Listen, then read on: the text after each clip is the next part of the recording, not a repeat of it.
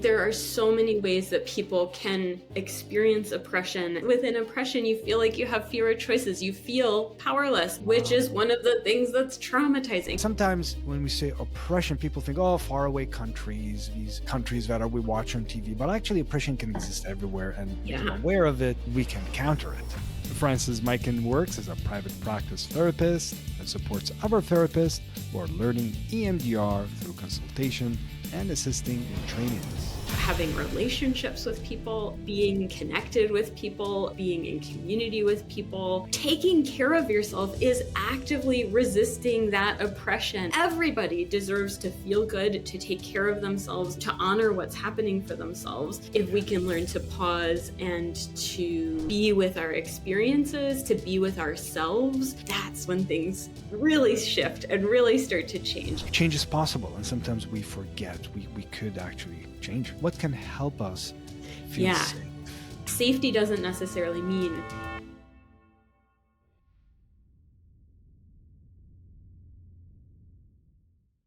Hello, everyone. This is Dr. Kasim Al-mashat. I am so thrilled to share a conversation today with Frances Mican. She's a marriage and family therapist living in Minnesota and working with clients in Minnesota, Kentucky, and Indiana. Her work is grounded in relational, trauma informed, and intersectional feminist views. And we're going to explore what that means. Now, Frances is an EMDR therapist and certified EMDRIA therapist, and EMDRIA is the International Association for Eye Movement Desensitization and Reprocessing, which we're going to explore that too. What is that therapy in counseling?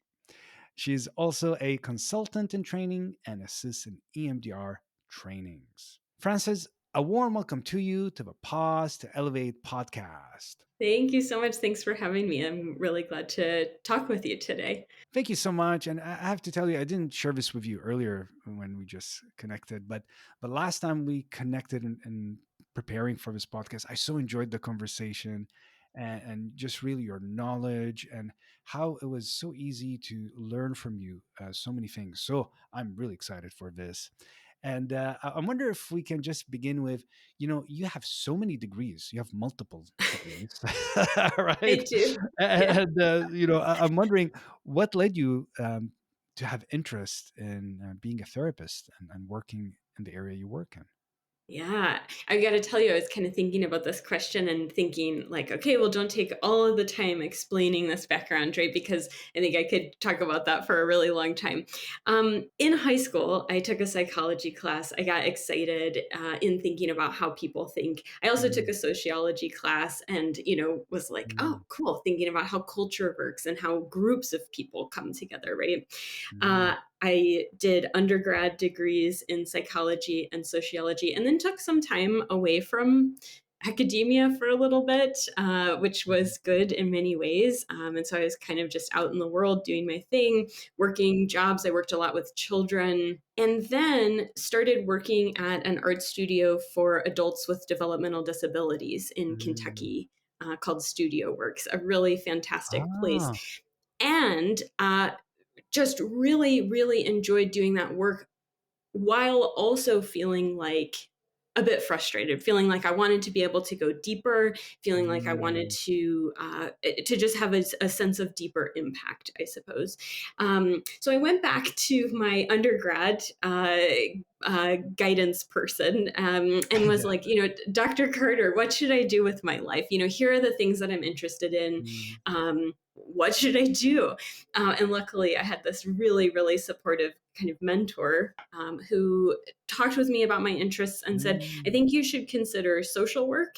But also within the university I was looking at, they had a marriage and family therapy and social work Ah. program that went together. Um, I also, like I say, I was working at this art studio for adults with developmental disabilities, and they provided some support for me to take a course in ethics, in bioethics, Ah. medical ethics. And so I got Oh, really excited fascinating. about all of these Bioethics. ideas. Meanwhile, at the same time, I started going to therapy myself. I had gone Mm. through some stuff that really kind of rocked my sense of community. I lost a lot of important friendships, and so I had gone through this kind of big trauma. And so I'm doing my own personal healing. I'm looking at the future and thinking, like, okay, what's going to happen next for me? Really enjoying what I was doing, but also wanting more. So all of this kind of came Mm, together and led me to go back to graduate school and to just kind of be really open in figuring out, what do I want to do? What happens next for mm, me? So I'm kind of cultivating these interests in medical ethics, in social work, and in marriage and family therapy. And I think that those all come together in my work in being a really relational thinker. So thinking mm, about, who are we in community, and also how does that impact us as individuals? mm, How do the systems that we operate in influence us as individuals? So I don't know if mm. that totally answers your question of, as far as how I got into these different degrees and kind of what brought me here. Well, the word journey comes to mind, and you've been on a journey of exploring, and you have this sense of inquiry, like where do I go from here? What's Hmm. next? And I think we're all on some kind of adventure in our life, and as Hmm. sometimes we can't see what's next, but we have to ask questions and asking Hmm. ourselves, reaching for support, and that's what you did. Hmm. That led you to really where you are now. Is you did your own work in counseling, right? Yeah. So that's actually powerful because it's hard to guide people if we haven't done our work. Absolutely. And I Mm, just want to say, I think I am always going to be continuing to do that work. mm, I'm always going to be, I hope that I'm always somebody who's going to be excited about learning and curious about myself, but also, yeah, just curious to understand more about people and about community. I want to say this though, when I first mm. started therapy, I had an employee assistance program, right? So this thing where you get like a few free Oh sessions of yes, EAP. therapy. We have that. Yeah, yeah, yeah. Yeah, yeah. And so I knew that I could get 6 free sessions, and I was like, "Well, that'll probably be plenty." Uh, I'll be done with everything. Yeah, yeah. yeah, I've gone through some really intense trauma. My body's feeling it. I'm anxious. I'm just like really suffering. Yeah, 6 sessions, that'll do it. Years and years later, I ended up sticking with that person that I started working with, this wonderful therapist who took me through so much fantastic Mm, work. Yeah, I think we probably worked together for more like 6 years versus 6 sessions. And I am so thankful to that to that therapist, for that time, for that work that I did.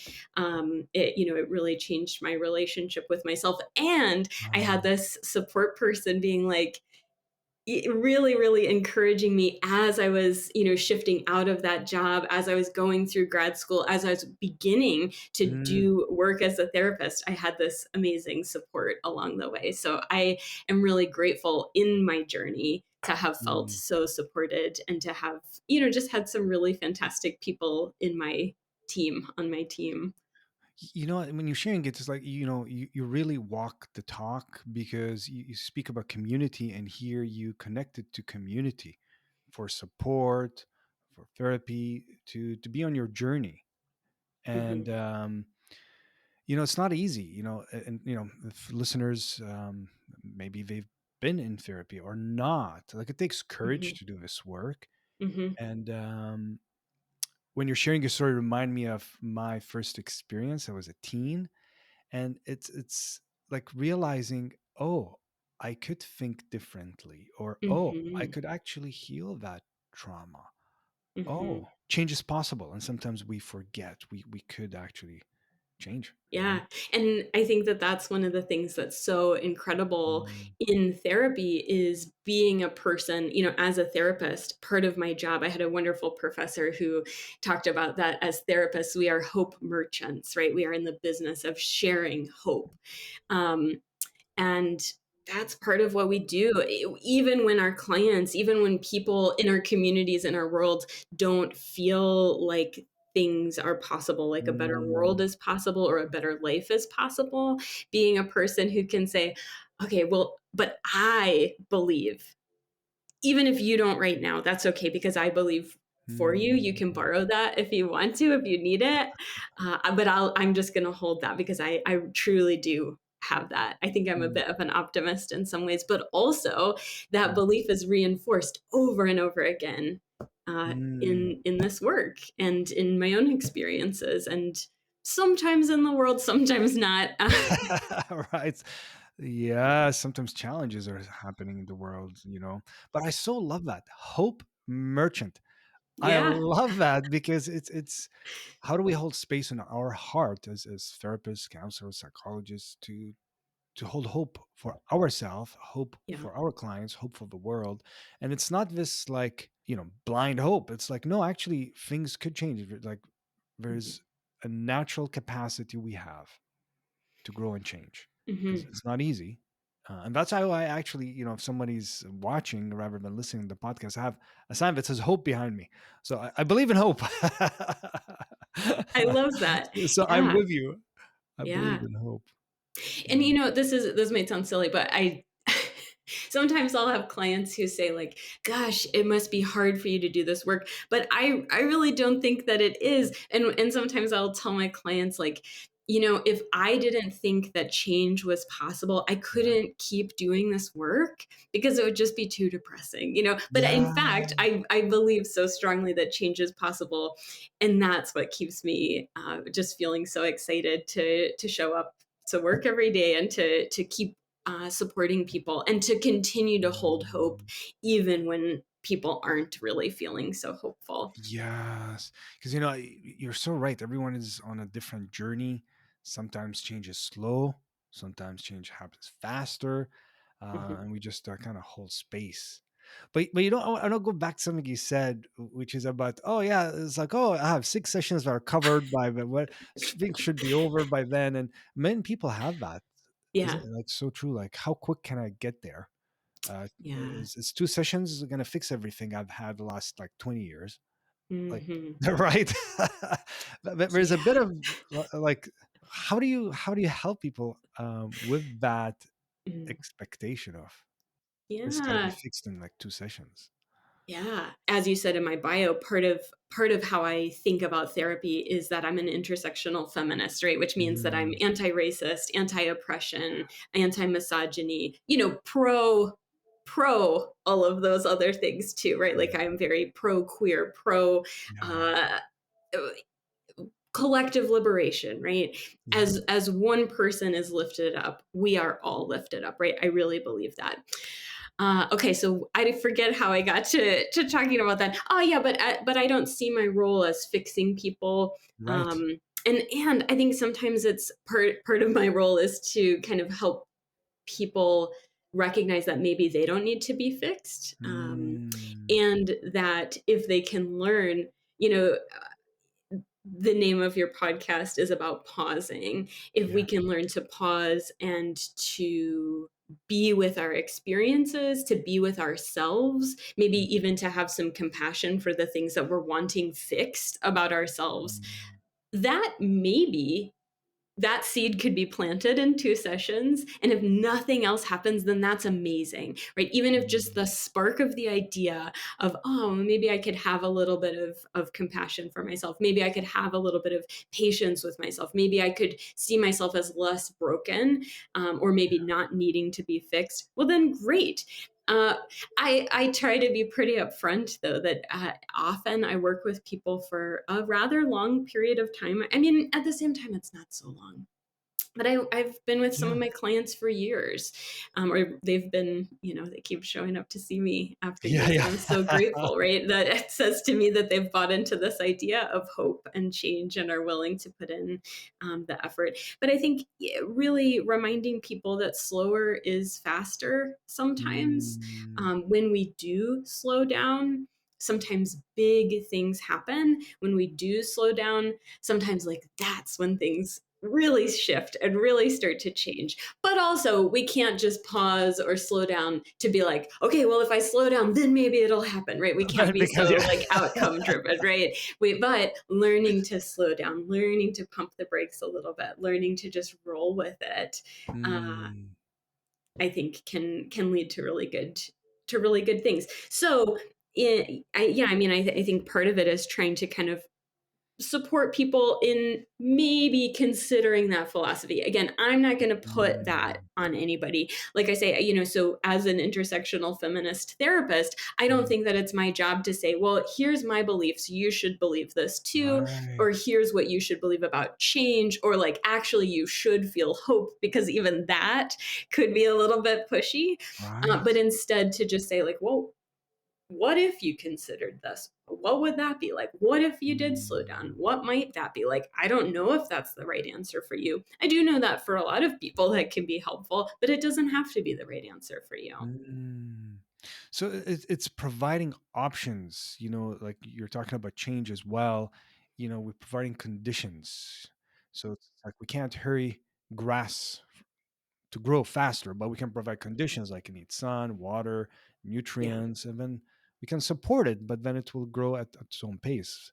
So same thing, you're providing conditions, Hmm. and your approach you're bringing possibilities that people can think about.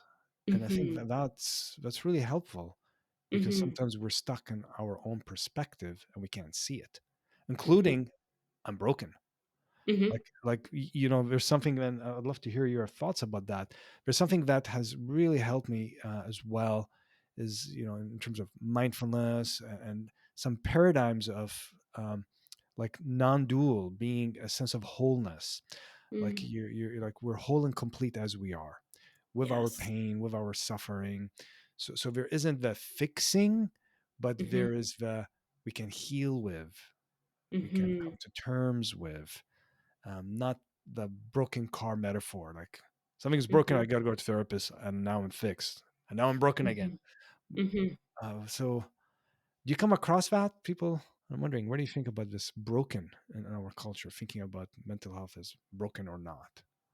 Yeah, I mean, I think that well, okay, so again, to go back to systems and to the world that we live in, the context that we live in, I think for better and for worse, Mm, therapy is kind of being integrated into this medical model, right? Which does look for the fixable problem. And, when mm, we are trying to use insurance to pay for therapy, or maybe we accept insurance as therapists, we're kind of asked to adopt that medical model and to look to the DSM and, blah, blah, blah, all of these things that can be very much like rooted in that idea of broken. So, mm. what's the fix? Right? When Right. in reality, I think what you're saying is so much more real, that it's about having relationships with people. It's about Mm, being connected with people. It's about being in community with people.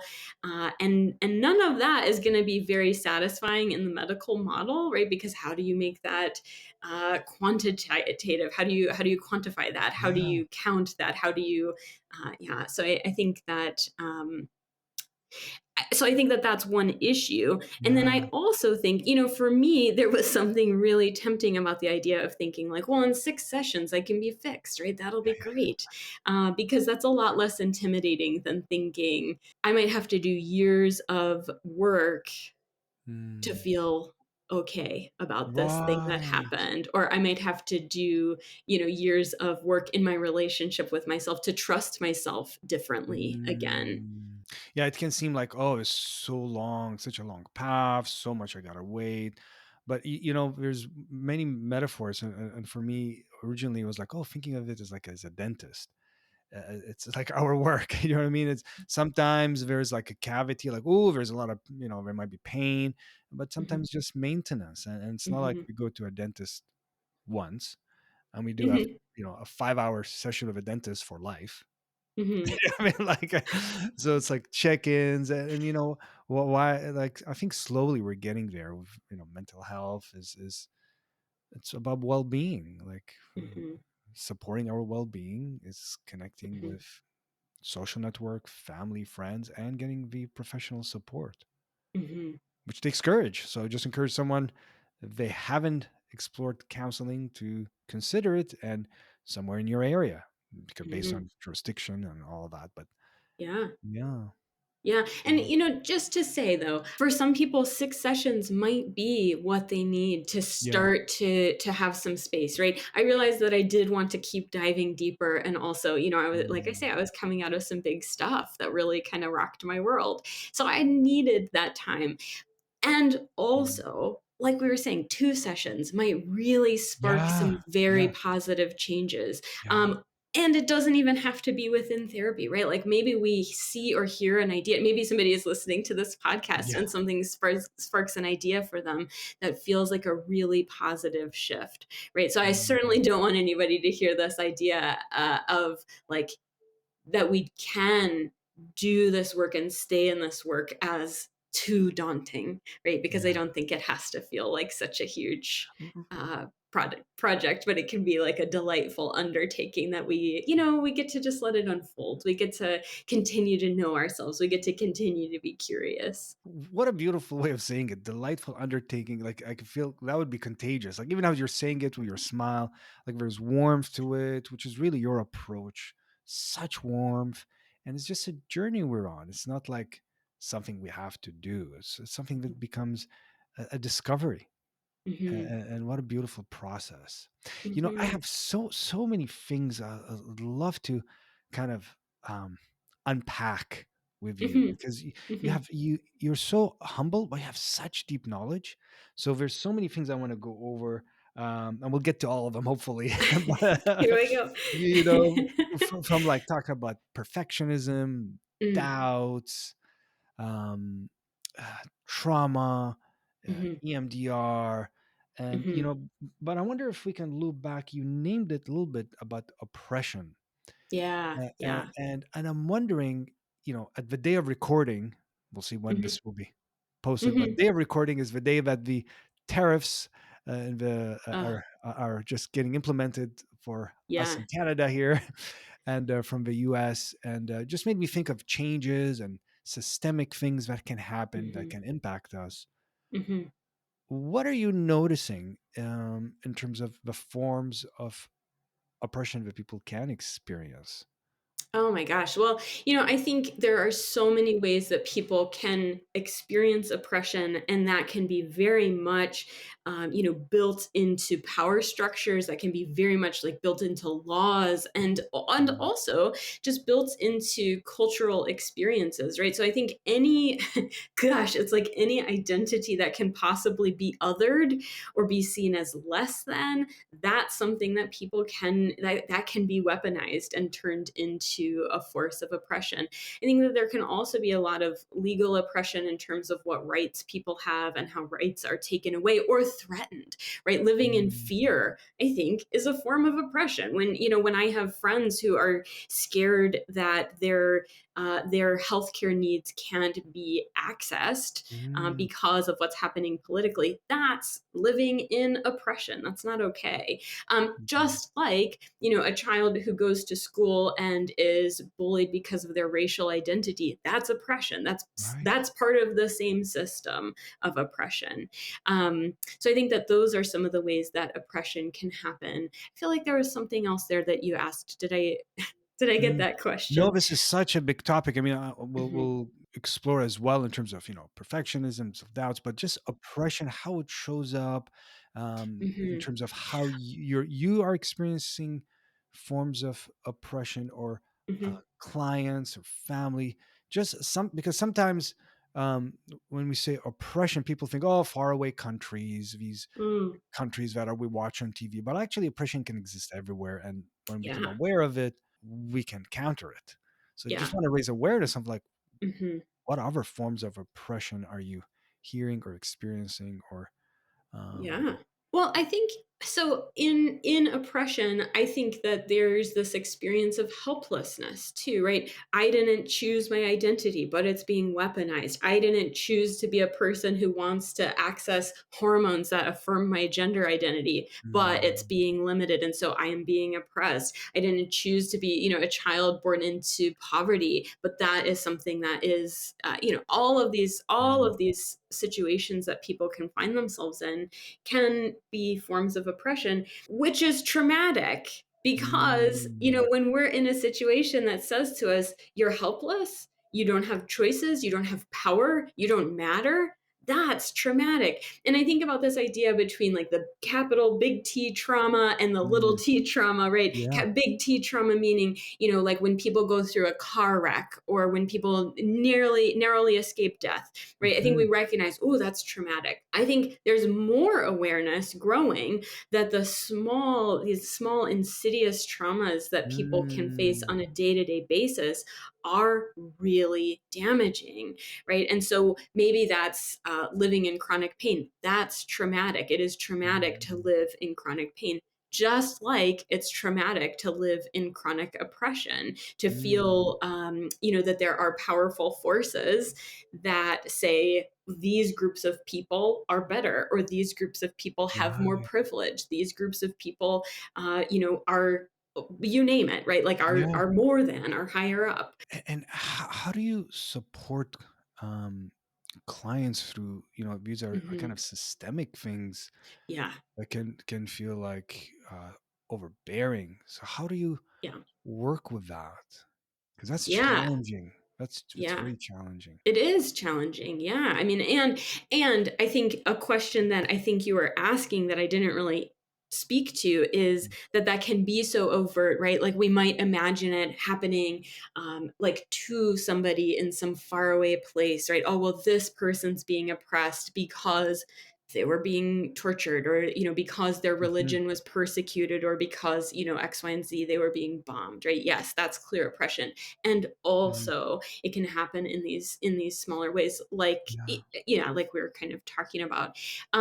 Mhm. For me, I think the first thing is to, again, going back to my perspective as a feminist therapist, is to honor it and to say, yes, that's oppression, right? If people haven't Mm. yet named it for themselves, maybe offering, hey, well, does this language fit? Like that, here's what this sounds like. It sounds like that could be an oppressed identity that you hold. So naming it. Sometimes, yes, being the Yeah. person to name it. Yeah. Yeah. As a white person, sometimes my role is to name my privilege and to call out my privilege, Mm. and to invite conversation about what is it like to be in this space where there is a power dynamic and there's a power differential, and my race might play into that. Other parts of my identity might play into that. Also, my role as a therapist might play into that. So, Mm. just inviting conversation and question around that, believing people, right? When people say that they have been harmed, we have to believe them. Which kind of counters the minimizing or Hmm. disqualifying, or no, that's not Hmm. a big deal, or like, so it's very like I'm validating. Yes, yes, Yeah. including when. So, do you know about the idea of microaggressions? Right, these Hmm. small harms that are unintended Yeah. but still are perceived as still have harm, still are perceived as maybe meaning something negative about somebody based on an oppressed category, maybe their race, maybe their gender, whatever else. Yeah. Right? Like, it's not okay for us to say, well, oh, they probably didn't mean that, or oh, maybe it was not intended in that Yeah. way, right? I think our role in creating safety as therapists is to start by believing the harm that our clients have Mm. experienced. So we have been validating, naming, Hmm. believing, Yeah. and you're naming microaggression, and actually just as soon as you say that, poof, my mind went back to my experience, Hmm. my first experience of microaggression, and I didn't even know that Hmm. word existed then. Right, as a teen, Hmm. I actually lived in the States for a couple of years as a teen, Hmm. and I remember being a couple of people saying like, "Oh, so do you sleep on camels? Do you know what I mean? Like, Hmm. do you always eat camels? Do you even have do you sleep on trees? Do you have even fridges where you lived?" And it was just Hmm. like, uh huh. You know what I mean? Like it was confusing as a teen, but I didn't understand it. And then Right. I've also experienced very clear, um, like you said, overt. Hmm. Even in Canada, um, going to university and having people say like, go back to where you came from, like very, Yeah. you know what I mean? Like, and I had a very heavy accent then. And I still haven't fully lost it. But yeah, like these things really, they're hurtful, Hmm. Hmm. right? And Yeah, and I'm sorry that those things yeah, happened to you. They should not have happened to you. hmm And yeah, so when I have a client who shares a story like that hmm with me, treating it with respect and kind of right, honoring that it is impactful, right? And you're saying something there, right? Like, oh, I had a heavier accent. yeah, That's okay, right? Like yes, you shouldn't have to feel some sort of pressure to assimilate or to lose your accent or to right. hide yourself, right? Like we shouldn't be so focused, I believe, that we shouldn't have to focus on just fitting in order to avoid scrutiny, right? Like that's one of the messages of oppression. If you could just Right. fit in, be normal, then you wouldn't be oppressed. Well, that's bogus. That's totally Right. false. Yeah. Right. Right. Even like, changing your name. I've had people say, change your Yeah. name. So people, I was like, well, that's my name. Kasim is my name. So I just Mhm. kind of want to change my name. So, Yeah. yeah. What a small band-aid to Mm, hand somebody who faces oppression or racism yeah. or othering. Change your name is not going to fix those big systemic problems. It Yeah. maybe would make things easier, but gosh, like what a loss to your identity or to your sense of self. Now, if you Yeah. chose to because you wanted to, sure, but Of course. that's Of not the course. solution. That's not No, really no. going to solve So, that so big y- problem. totally. So well said. Like someone chooses to change their name and they feel good about it. It's great. Yeah, But it's the yeah. choice rather than, oh, I should do Yes. this so I can fit in better. Because that's what you're talking Because, I mean, about. yeah, and what we're talking about too Mm, is within oppression, you feel like you have fewer choices. You feel powerless, right? Which is wow. one of the things that's traumatizing. So if you felt you had Mhm. to change your name in order to avoid harm, you're hearing this message of, well, you don't really have a choice, or you do have a choice, but what terrible choices? Do something that's not true to myself to avoid harm or be harmed. That's not really having choice. Yeah, yeah. We're talking about oppression, and one of the things I know we chat about before the recording as well is Roe v. Wade, and Mm, like how mhm. does that play into oppression, and maybe helping the listeners who maybe haven't heard of it, but what is Roe v. Wade, and how is that impacting oppression, and kind Yeah. of we'll talk to how it's showing up into your counseling work. Absolutely. Yeah. So, just to kind of put that in context, the overturning of Roe v. Wade, gosh, it happened a few years ago. I can Yeah. remember where I was sitting, like at my desk, but I can't remember the year because that's how my memory works. Anyways, so the overturning of Roe v. Wade was just one of very many kind of political steps towards oppression or Mm, backwards towards greater oppression. So here in the US, mm, Roe v. Wade was a court case decided decades ago that basically said federally, we are going to protect abortion access. And mm, then when Roe v. Wade was overturned, it went to the states. And now I think I'm hearing so much fear about, well, if that could happen with Roe, then what happens in other court cases, right? What happens with interracial marriage in the US? What happens with gay marriage in the US? All of these rights that people have literally died for, fought so hard for. What mm, happens if those start getting taken away from us again after we mm. fought so hard to have that right? Which is just devastating, even to say that out loud, to Yeah. acknowledge that.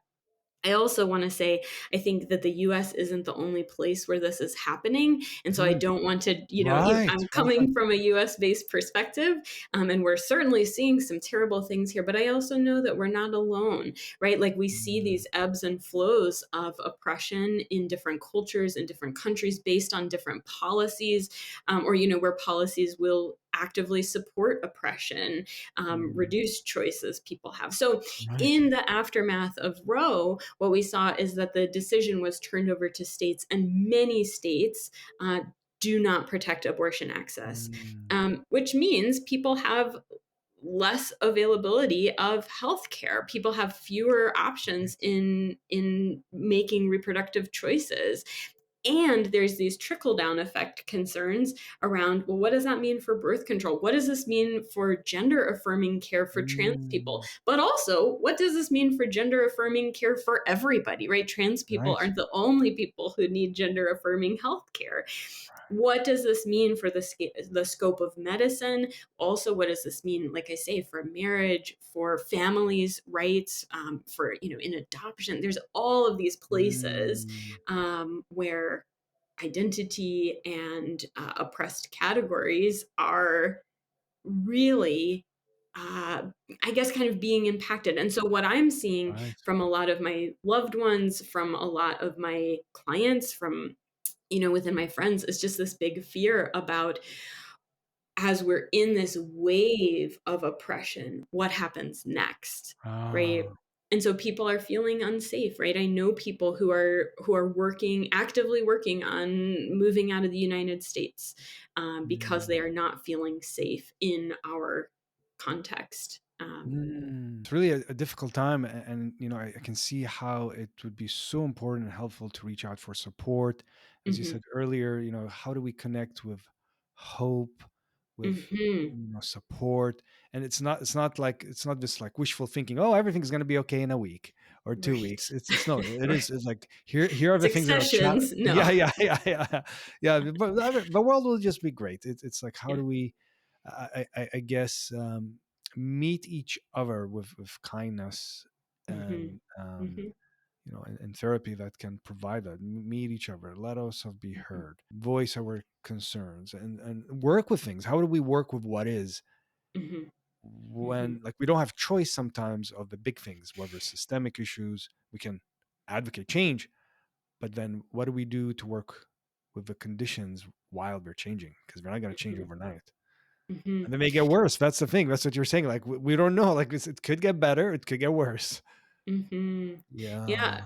A friend and neighbor of mine who is a therapist and LMFT as well, I Mm. loved how she put this. She said, I can radically accept what's happening and I can still have choices. I will not comply when I am asked to comply with oppression, when I'm asked to fall in line with things that are against my values, right? Right. I think one of the things that's so amazing about therapy, about any form of self-care we can offer ourselves, um, you can't you can't like mindfulness your way out of oppression, out of these Right. big systemic problems, but taking care of yourself is actively resisting that oppression, and it is Mm. actively working against those forces that are telling you you don't matter, you don't deserve to feel good, you don't deserve to take care of yourself.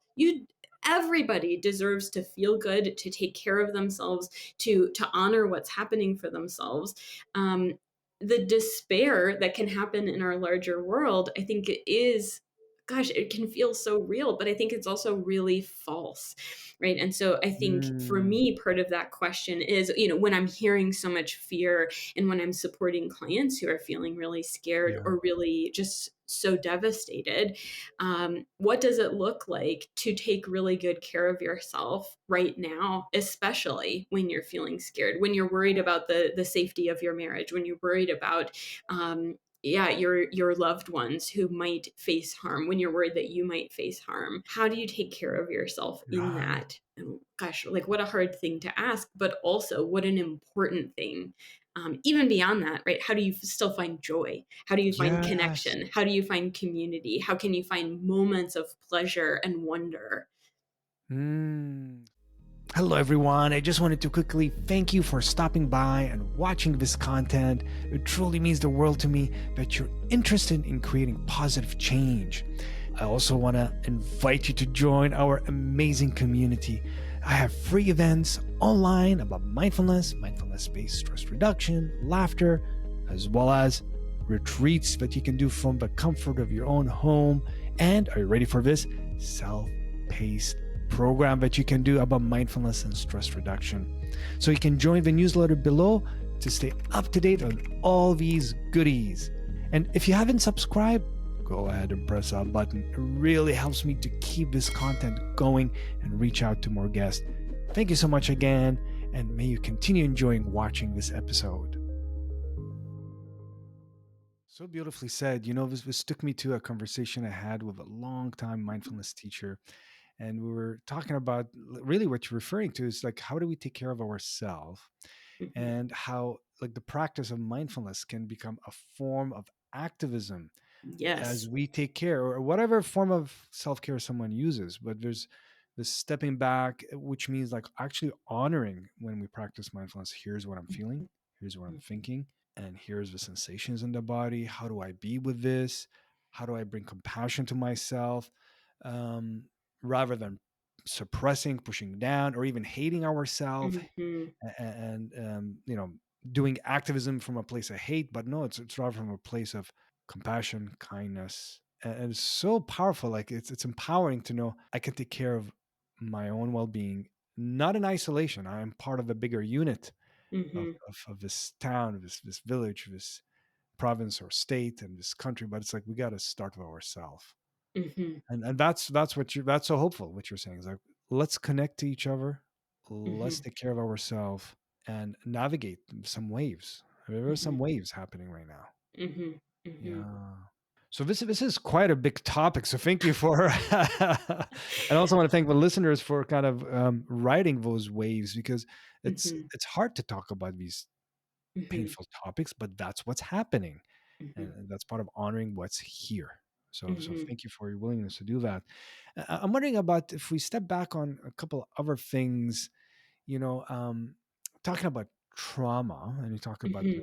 the big Mhm. T, small T, and maybe just a little bit about like what is EMDR?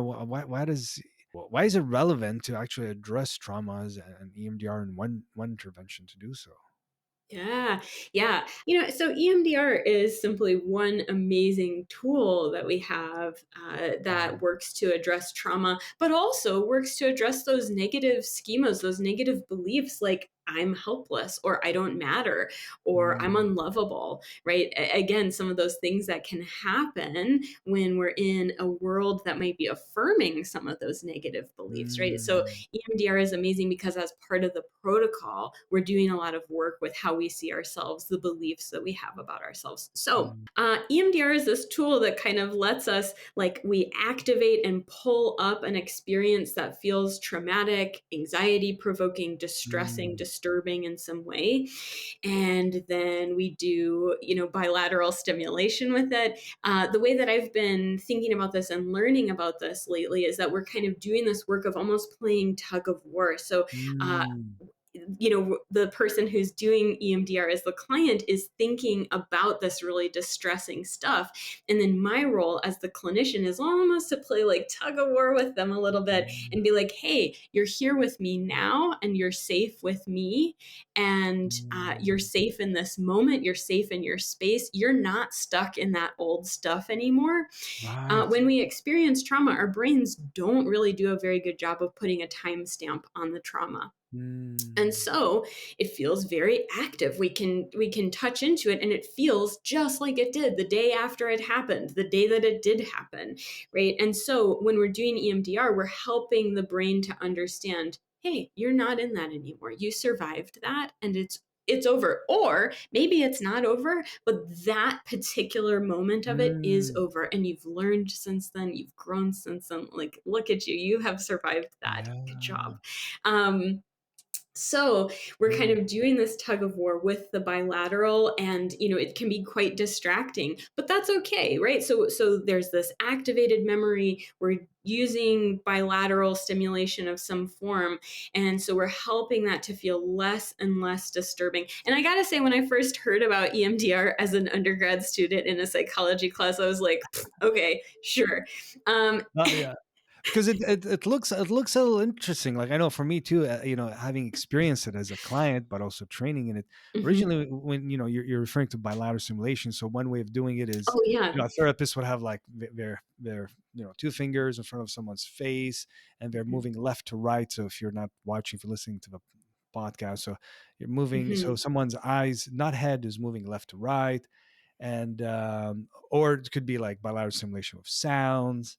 Yeah, like There's many audio back and forms. Yeah, forth. but the Yeah. idea is there's something about that process, and I'm not sure if they know yet why it works so effectively, but Mhm. there's something about processing of the memory between the hemispheres. And Hmm. again, we just know it really works. Yeah, yeah. Right. So in that process, someone brings up a memory which can have a charge. And I know for me personally, it surprised me. Like I when I worked through some traumatic events, like Hmm. at the time when I brought it up, it was like I can feel like fire in my body, like like Yeah, intense. yeah, And then after working through it, it becomes just a memory. yeah. So it doesn't have that activation, Hmm. which when is not dealt with, when future thing happens, Hmm. everything gets activated. Yep. Yeah. Yeah. Yeah, I didn't, I went into EMDR training with Sue Janest, who you had on your podcast. Mhm. I was so, so grateful to have Sue be one of those wonderful supporters in my Yeah. journey along the way. Um, I went into it really believing in it and being totally open to it, but I had never experienced it as a Mm. client before. And so imagine my surprise when I felt it, right? Like, Yes, you're like, you "What? This works?" yes. What a thing that happened for me is that I was doing EMDR as part of the training, right? Because you get to experience it in the training and you practice it in training. So we're working on something, and then I see now how it was connected. But I go into this grocery store and I make eye contact with this person who Mm. I was like, oh, I don't want to see this person. Yeah. Right. And I had been seeing them around town. And every time I would just be like, oh. And I made eye contact with this person and I felt totally calm. And it wasn't like Oh, we'd been doing reprocessing around this particular event that was connected to them or anything like that, but I kind of freaked out because I was so calm, because I felt yeah. fine. I was like, I just made eye contact with this person and I feel fine. And so, I get Surprised into you. my car. Yeah, I was shocked. I get into my car and I'm like texting my EMDR cohorts, Yeah. being like, you'll never believe what happened. I saw this person. I feel fine. What in the world? But it just, that physical sensation of feeling okay, because the Mm, reality is I was okay, right? One of the things that we can do in EMDR is start to help our body understand I mm, can feel safe when I really am safe. Now, when we're in danger, we need to feel the danger, but we don't have to be living in that all the time, right? It's okay to feel safe when you are safe. mm, I was safe. My brain knew it, but also my body knew it. And that mm. was really different for me. That was just like such a surprise. Since then, since the training, I've continued to do more EMDR work. And again, like there have just been some really shocking times where I feel calm. And I know, even though I haven't necessarily worked specifically around that, our brains do a beautiful job of taking that Mm. learning of, oh, I'm not in that situation anymore. Yeah. When I am safe, I am allowed to feel safe. Our brains do a beautiful job of expanding that knowledge and integrating that into other places, right? It's not so Mm. narrow that like we have to go through every single memory. Right. That's one of the things that's so cool about EMDR. And I think to tie this back into oppression, I think that Mm, that's one of the things that makes EMDR so powerful with oppression, is that we do get to work on an incident that was not okay that happened, mm, and to kind of begin to expand that sense of safety in the world, or of, I don't have to tolerate being treated negatively, or I can right. feel safe with people who are safe to me. Mm. So this is actually a big component of healing, this safety Hmm. and supporting people and feeling safe. And you've Hmm. done some work around that as well. I know you shared with me Yeah, some of that. So can you speak about like this, what can help us feel yeah. safe? Absolutely. And I think in therapy there are just like so many things, but to me that's one of the foundational, so many things that we can learn about safety in therapy, right? We can do EMDR to help our brain and our body understand how to feel safer. We can do mindfulness to help our body Mhm. understand, what it is to be present, what it is to be grounded, which Yeah. is a component of feeling safe. We Mm, can learn tools to help regulate our nervous system, to help, stay in that present grounded space mm, rather than in fight, flight, or freeze. um, anyways, so yeah, I work with a group practice called North Star Counseling Center. And so I've done a couple of continuing education courses, which have been really exciting because, as you can tell, I like to talk about therapy. I Yeah. like to talk about this stuff. Um, and so the first one that I did was about being culturally humble in a post Roe America. Right. And so it's Mm, called cultural humility in a post Roe reality. Right. mhm. And my thinking there was that so many clinicians, and I was hearing a lot of this discourse, a lot of clinicians were kind of asking, well, how do I help my clients feel safe in therapy when the world feels so dangerous? Yeah. So what part of my conceptualization here for that training, so we can look at this slide that I created, is about Mm, creating safety within the therapeutic relationship. So looking at this pyramid on the bottom level there, I look at this as foundational, the safety and danger in the world and in systems, right? The mhm. context that we're working and living within. Kind of like, like Maslow's hierarchy of needs or something, where safety is at the bottom and then self actualization Right. is at the top, right? Like you can't have community and connection unless you have safety. You can't have self actualization Mm, unless you have, community and connection, and then also safety. There's more to it. But, anyways, yes. so we have to consider the safety and the danger that our clients and that we as clinicians are experiencing in the world. Mm. Then I think the next layer of that, the next slice of this is about The middle one. therapist. Yeah, the middle piece there is about therapist safety, the safety in the room. Because how can I help somebody Mm, feel safe if I'm not feeling safe? And in order to do that, right, for me, as part of living in a post Roe reality here in the US, that means talking about safety in the world with my clients and mm. naming to them some of the things that I'm doing. So, in my intake paperwork, when I'm doing my spiel now, Yeah. I talk about how in my notes, because I sometimes work with insurance, and regardless of whether I was working with insurance, I don't write anything about abortion, miscarriage, reproductive anything. I don't write Mm. about that in anybody's medical record because I don't think that that's safe. And I want my Ah. client to know that that's a way that I'm protecting their safety, and I want my Mm. clients to understand that that's something that I see as risky, so that they're not the person thinking, can I talk about this? Would this be Yeah. safe for me to bring up? And I'm talking about with clients that I'm not going to talk about transgender identity. I'm not going to Mm. talk about, seeking hormones. I'm not going to talk about those issues in anybody's electronic medical record unless they want me to. Um, Mm. right? So there are things that I'm doing to protect my clients. Also, just by naming that, right? That's one of the ways that I'm kind of communicating to my client, like, hey, we can talk about this. This Yeah. is something that we could find safety with, even if you don't feel safe right away. So That's I so have to, important. So yeah, important, like building trust, because it would be so difficult to bring up something and for someone to have in the back of their mind, like, is this going to get me in trouble if I speak my truth yes, in counseling? hmm And it's like, if hmm you can't speak your truth in counseling, oh no, like, how yeah. are we going to create healing and change? Right, right. Yeah. And I think particularly for people who live in an oppressed identity, that can include, like I say, if I am working with a person of color, then as a white person, I think it might be up to me. In fact, I think it is, right? It's Mhm. up to me to name that, right? To be the person to ask about what is that dynamic like?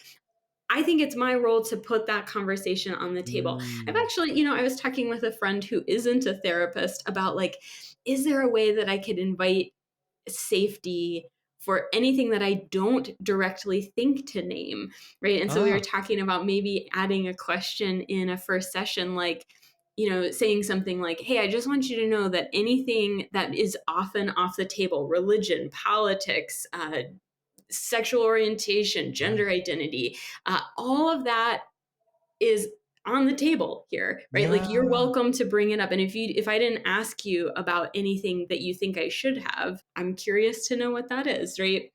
Or Mm. I would hope, and this is something that I will say initially often. My hope is that at some point you'd feel safe to bring that to me. I Yeah. don't expect my clients to feel safe with me the first time they meet me. That would be, I mean, some I think do, but gosh, that's asking It a takes, lot. yeah, It's it's building yeah, trust. Yeah. yeah, yeah. Yeah. Um, so going back to this to the slide, right? Mhm. I have to feel a sense of safety in the room, I think, in order to support a sense of client safety. Now, I Right. think that that also happens on a physiological level because, okay, science break here, mirror neurons and our nervous systems, we attune to each other, right? And so if Mm. I'm sitting in the chair, and whether it's over Zoom or whether it's in person with somebody, Mm. if I'm really dysregulated and feeling unsafe, Right. I don't think that I can support my client in feeling safe because they're going to read micro expressions on my face. They're going to feel my Mm. nervous system's activation, even if they don't consciously realize that.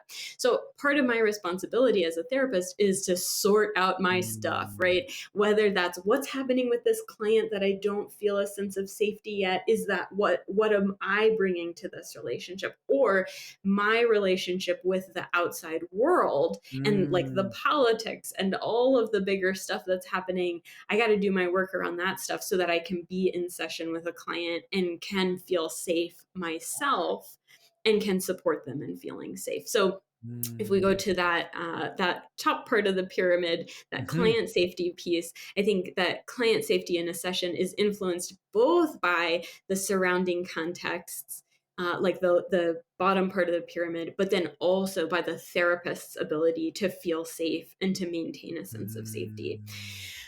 Uh, so I feel like I just went on a huge spiel here, a big tangent. What did I wonder if there's anything that I said that was like totally unclear or other pieces that we should circle Mm. back to? You know what's making it clear to me? It is so multi-layered, Mhm, and I so appreciate you taking the time and explaining this, because for us, it's to remember that safety is multi-layered, and we're mhm, talking about the context within therapy, but also mhm, for us to think about is how can this be applied even in our units at home, whether if it's a roommate or partner, or it's like this mhm. sense of how do we create a space for ourselves to feel safe to speak. Mhm, It's so helpful and it's so important, because someone doesn't feel safe in speaking therapy. Ooh, it's going to be difficult. And if someone doesn't feel mhm. safe even with a friend or a partner, it's going to be difficult to share things. So Yeah. yeah, it's just for me, it was just very validating actually to hear. It's like yes, and actually you really put some thought in this, so thank you for even creating this Yeah. very beautiful, effective visual of creating safety. Well, thank you so Yeah. much. I mean, I think that there's so as far as the continuing education, you'll see I kind of interrupt myself a lot here, and then I try to go back to the Yeah, threads yeah, that I left sure. hanging. So there's another continuing education course that I did that's specifically about creating a sense of safety over telehealth in preparation for Mm, doing trauma work. That's really informed by my work in EMDR, but I think can apply to lots of different types of trauma work. mm, And in that, I talk through kind of the different. This is kind of the post Roe continuing education is a lot about what's happening in the bigger world. yeah. In the more recent one, which hasn't come out yet, but it should be coming out soon. I really go through kind of from meeting a client into doing trauma work, kind of the story of how do we create trauma in and or not create trauma, hopefully the opposite. Right. How do we create safety so that we can do trauma work ultimately? Yeah. Let me also just name though that it maybe Mm, sometimes part of creating safety is just acknowledging that there isn't a full sense of safety and that we can still do good work mm. in that. Ah. Like if for instance my partner uses a certain tone, I might feel some activation, Mm, and might still be able to say the things that I need to say or to address the Right. concerns that I have, even though there might be parts of me saying, like, is this okay? Well, I Yeah. can support myself in that. Just like somebody might come into a therapy session and feel a little bit activated, and that's okay, right? That's part of being in a safe relationship with Yes. somebody, is being able to feel unsafe sometimes and then to repair that. Um, Mm. Also, EMDR is an amazing tool in this because not everything has to be named. And in fact, most Yeah. things don't get named in EMDR. So in doing we talked a little bit about how we're activating the memory and then adding the bilateral either through eye movements or audio or tapping. Yeah. The person who's doing EMDR as the client is really just letting their mind wander. Their brain is kind of free associating and Mhm. they're going to whatever they want. I don't need to know any of what's happening along the way.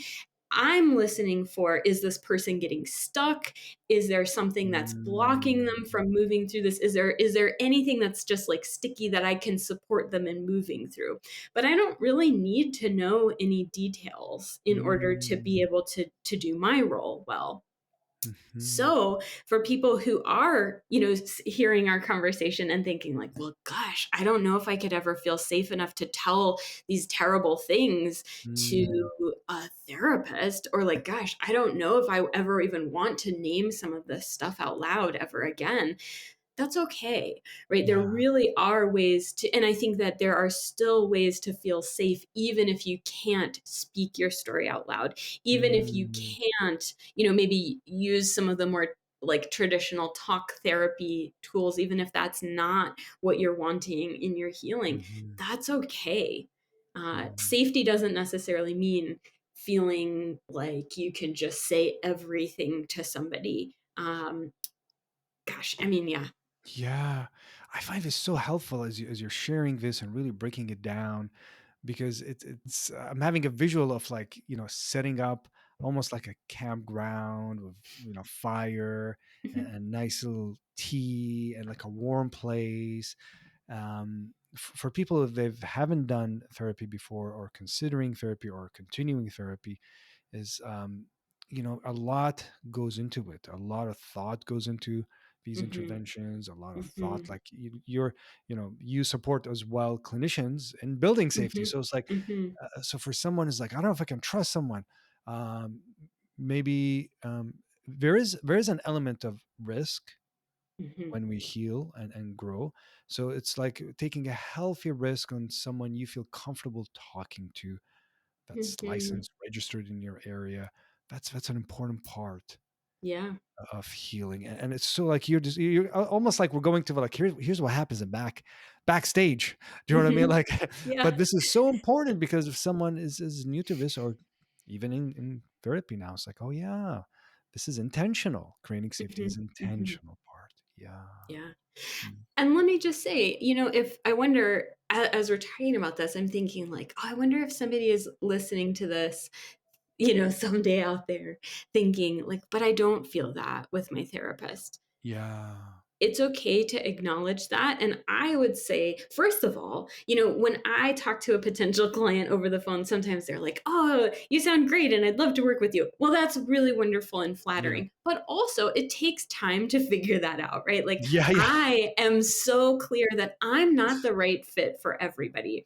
I Yeah. have worked with some people who were like, "You know what? This isn't it. I need Yeah. to Yeah. find somebody else." Same And here. that's okay. And Yeah. thank goodness. I would so much rather that people recognize that and feel the safety to not just keep showing up because they're supposed to.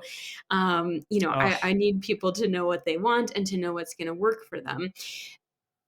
So when people are in the work that they're doing, and maybe it's even not even necessarily in therapy, but maybe you're in a community or a friendship or a partnership Mm. or a relationship with a therapist, and you've given it some time and you've worked on building trust. First of all, we can look at what we're bringing to the table, but also it's okay to consider maybe this isn't a person who I could ever Right. feel safe with, right? like, not all therapists are going to be able to make all people feel safe, right? I'm not No. going to be able to hold safety for everybody, and that's okay. Yeah. And so, yeah, I think for folks who have been working to find safety, yeah, with a mentor or a therapist Mm. or any kind of support person, it's okay to question it if you've been putting in the time and you've been asking, like, well, what am I bringing to the table here? Is there anything, blah blah blah. It's okay to question it and to Yeah. maybe try a different fit to see if you can find safety with somebody else, you know? I can feel like a collective sigh, like, ah. So it's not like a person's fault if it's Yeah, not a right no. fit. Whoever's, it's not someone's fault if the Mhm, the therapist is not the right fit. It's like anything, it's like to be mhm. a registered massage therapist. Like, you go to one, you're Right. like, oh, that is just perfect. No, it doesn't like their approach. It doesn't mean Mhm. massage is not good, like Right, therapeutic massage. So right. so if someone wants counseling, if you explored one modality with one therapist, I guess the encouragement is not to give up on therapy if you didn't find the right fit yet for the right person. Yeah. So you're free to change. Like, this is a service, like any Mhm. service, Yeah. and choose the provider if it's not the right fit. Yeah, That's so and important. if there is a little bit of safety there, maybe you can go to your therapist and say, like, I'm just feeling a little bit unsure about Yeah. this. Or again, taking it back to oppression. If we hold an identity where we're used to that being something that's not safe, right? Mm, Maybe saying, like, there's something that I haven't felt comfortable to talk about because I hold this identity, or I hold this yeah. background, and it would be really helpful for me to know your views, or it would be really helpful for us to talk about that. Uh, Mm, and then if that conversation doesn't lead to feeling more safety, it's okay to find a safer person or a different type of yeah. safety. Um, yeah, but I think we Mm. can sometimes it can be really healing for people to speak up about what they need. And then sometimes it's okay. It can be really healing to just move on to the next thing. Yeah, totally. Totally. Yeah. It's so empowering and honoring, like what you Hmm. share. It's like people have choice, and they can, like, trust their needs, listen to their needs, communicate their needs. Hmm. So important. I guess this kind of links to something that I just named when we began. It's like doubt, Hmm. Hmm. and self doubts, whether as a Yeah. clinician, as a client, or just even putting aside all roles. Like, Hmm. we have doubts as humans, like, well, am I doing this right? What's wrong with me? So how do you deal with self doubts? How do you help people deal with self doubt and maybe perfectionism? And if Yeah. Oh, yeah. And those are two places. So I work a lot with anxiety and perfectionism, people who are really hard on themselves. Mm, And often what goes along with that is people who do question themselves, question whether they're good enough, whether they are enough, whether, mm, gosh, just like asking all of those big questions about themselves, maybe really doubting themselves. And part of this has been informed by my own work in therapy, right? I didn't realize it at the time when I was, mm, about to embark on my own personal work. Um, Gosh, yeah, when I experienced a lot of ruptures in relationship and a loss of community, I thought I was really upset with those people and that they mm, had wronged me and, blah. And mm, some of the work that I did, I just hold this so close to my heart. I worked on forgiving a bunch of different people, and I went into mm, therapy thinking, well, I'm never going to do that. I don't like the idea of forgiveness. My yeah. therapist brought me this quote, and the last part of it was, in forgiving others, I forgive myself. Mm, And so the work that I did was really about forgiving myself for having trusted people that I shouldn't have, forgiving myself for not honoring my boundaries, forgiving myself for not treating myself with the respect that I deserve. And gosh, yeah, little did I know that all of this stuff that I thought was so external was really a lot about my mm, relationship with myself. So when I work with self-doubt, Mm. or those big questions, I look at it as a rupture in, like, trust or safety internally, right? Like, well, where did I Ah. break my own trust? Where did I make myself feel unsafe? And to be fair, I think often Mm. that is linked to external experiences, and maybe sometimes it would be okay to say, like, "Well, no, that I didn't have responsibility there." I don't know. Gosh, I mean, especially things that people go through when they're quite young and maybe don't have choice, or Yeah. situations where they are really limited in what choices that they have, which can happen at any age. Mhm.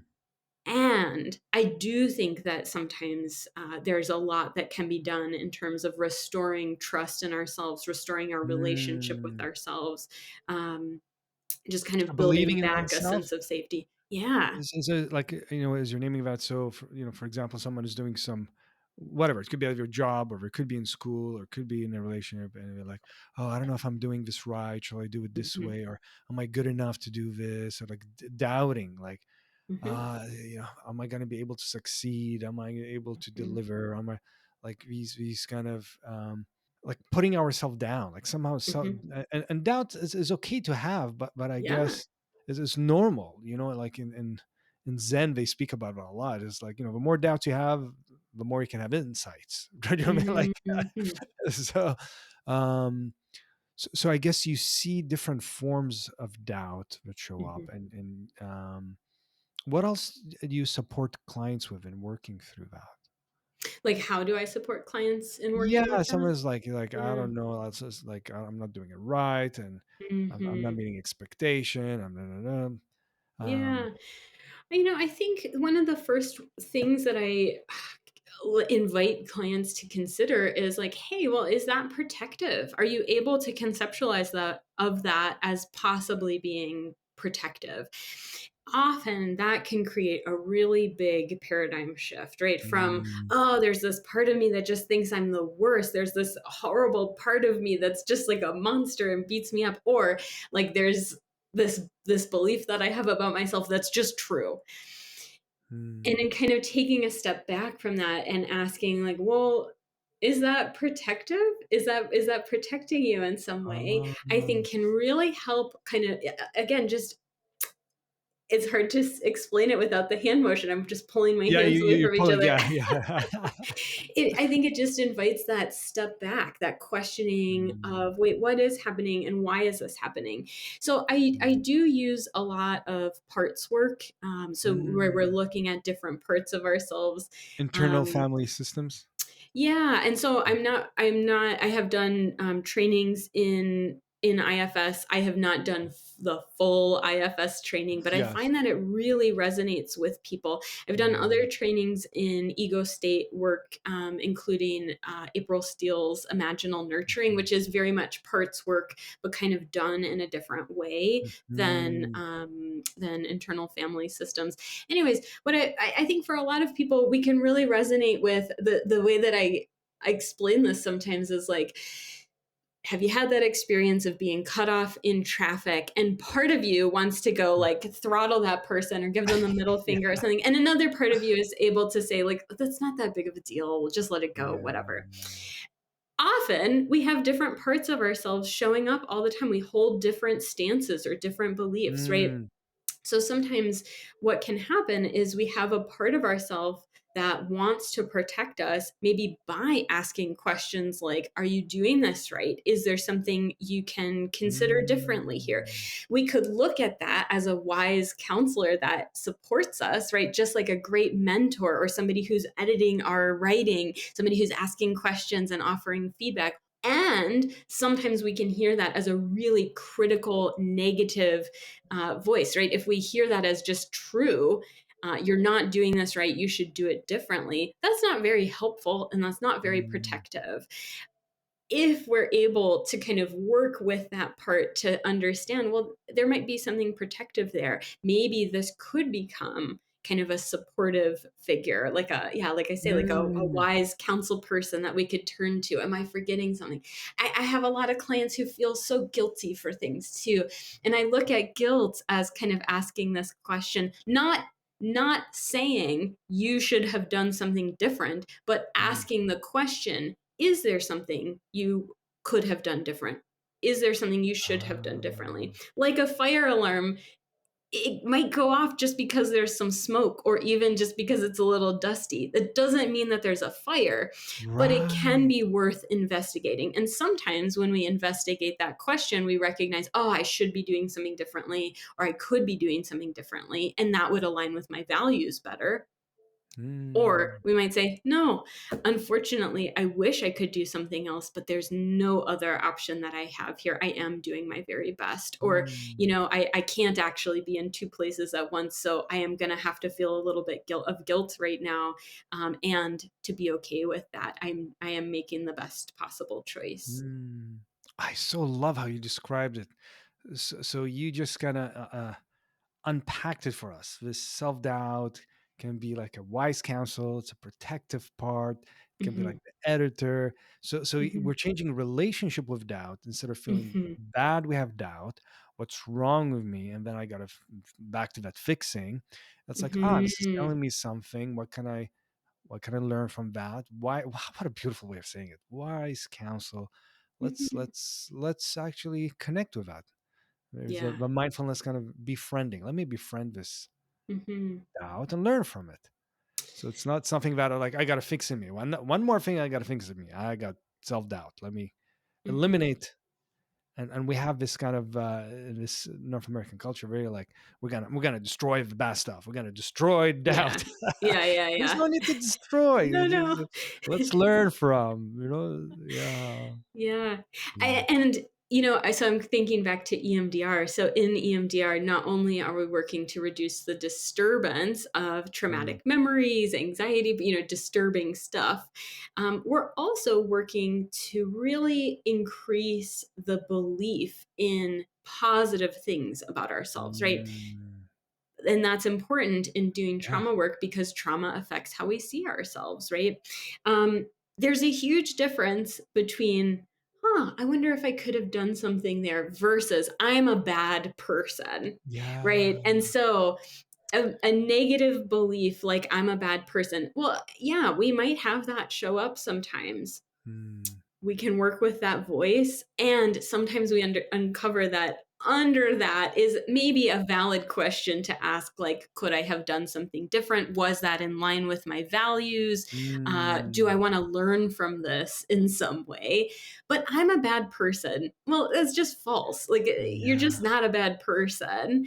And yeah, so we can work to really enhance positive beliefs like I'm a good person, and good people sometimes make mistakes, right? I'm a Yeah. good person, and sometimes I might feel guilty. I'm a good person, and sometimes I might act against my Mm, values. I'm a good person, and sometimes I still need to, get some clarity about something, or I wish I had done something different, or whatever else, right? But what I'm really trying to say here yeah. is those questions of doubt, when they are coming from a helpful place, are never going to be such a global negative statement about, Mm. like, I am bad And or fixed, I'm like unmoving. unlovable. Yeah, like Yes, people see it yes, as fixed concrete. yes. This is how I am. Like I am this. And Yeah, it's like, that's not oh, real, that's not yeah. rational, that's Yeah. not helpful. And in EMDR, there's a part of, at the beginning, people may not believe the positive Hmm. beliefs because it's not about just positive thinking. Oh, let's just think Yeah, positive. But actually, yeah, that's what I found so powerful in EMDR is we're finding new beliefs, but actually feeling them. And often I know yeah. for myself when I did that, and also my clients, it's like I deserve love or I am safe. It's like I don't feel that. How am I gonna fake it and pretend? No, Hmm. we're gonna start with I don't feel it. I want to feel Yeah. I'm deserving of love. Like that's what I want to feel. I want to feel like I belong. Hmm. And then we work through it. And I think Yeah. that's so powerful. So it's very different.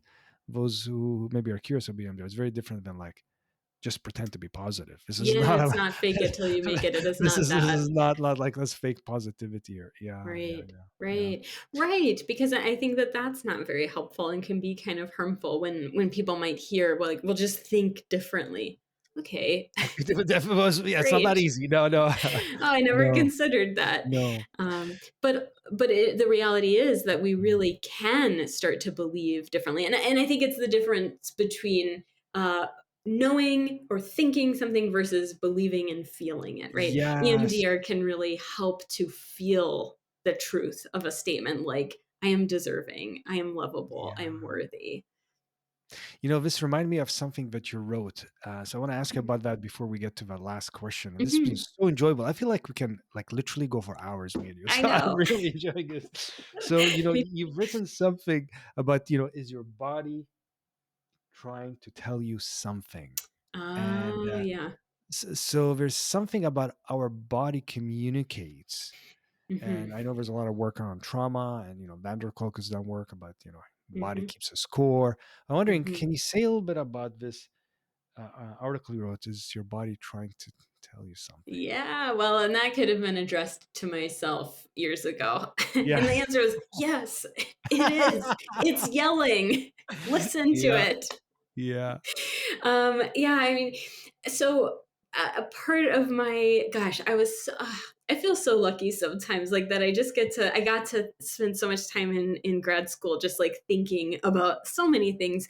Part of my interest in pulling in the medical ethics, the bioethics Mm, piece of learning mm, into therapy is really grounding in this strong belief that you cannot separate our brain from our body, mm. right? And I have a graphic maybe that I could share with you here. Yes, please. Um, Gosh, there's this amazing sculpture of it's like a person kind of pulling their head off of their body and it's separated from their body.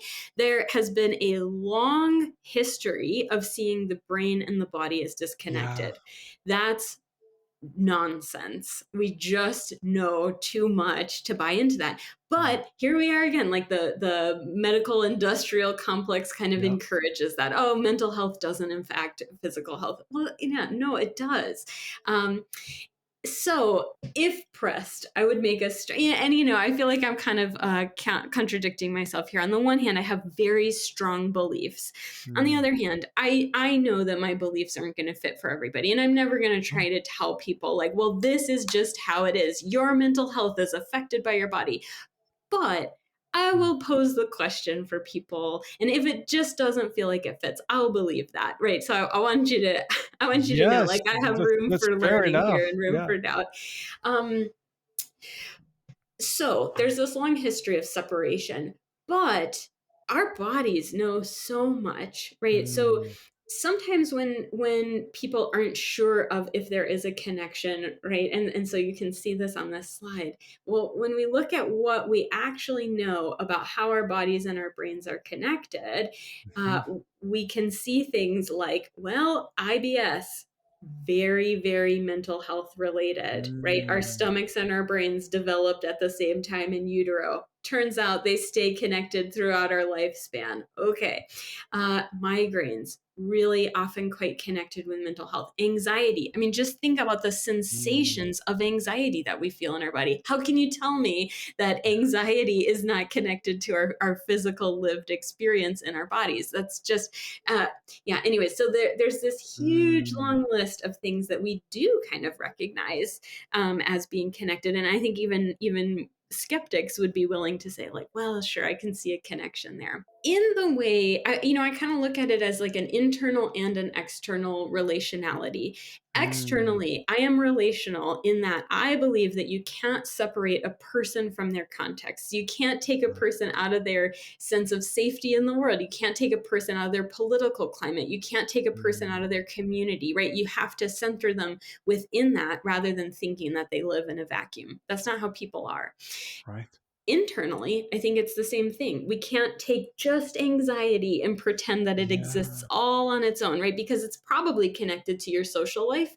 It's probably connected to your physical sensations. It might be Mm, connected to the fact that you do have a very real, like, physical health problem. Maybe you yeah. broke your arm and it's really hard for you to drive and you're really anxious about how that affects your day to day life, right? Or Mm. maybe you've got anxiety and that's really causing an IBS flare, which is causing more anxiety. And there's this feedback Yes. loop or whatever else There's it is. context, huge context. Yes. So I like to kind of take that relational framework and just bring it a little bit more Mm. internal too, right? So how do all of these types of wellness impact each other? And then Ah. also, what can we learn about how we're doing if we listen to our bodies a little bit differently, a little bit more Mm. closely? So beautifully said of something that sometimes continue to be heard out there, the separation, mind body separation. Mhm. And I'll put the link as well to where people can read your Oh, your thanks. article as well, so I'll put that and all your information. But I'm wondering, just before we end, I want to ask you this. The name of the podcast is Pause to Elevate. And I'm wondering, what does pausing mean to you, or how has pausing Mhm. elevated things? Mhm. You can probably hear this, I think, a lot. I love thinking about things. I love, reading. I love talking Hmm. with people. I love laughing with people. I love connecting with people. I have also learned that staying in our heads so much it's so Hmm. inviting, but also sometimes it is not always the best, right? Because like we were Hmm. just talking about, we do live in our bodies, right? Yeah. And so I think for me, what pausing can mean is coming back to this particular moment right now Hmm. and understanding what's happening. Not so much thinking all of our wonderful thoughts or thinking about, well, 5 days from now, 5 years from now, or remembering something. But I think pausing can give us this chance to ask, wait a second, what is really happening for me right now? Hmm. Not what do I think is happening, Right. but what is happening? Not what did I anticipate might happen, but what is actually happening right now. Hmm. And I gotta say, sometimes when I am feeling kind of weighted down as a Mhm. clinician in therapy, like that's the key. Uh, Wait, what's happening right now? Right. What's happening right now?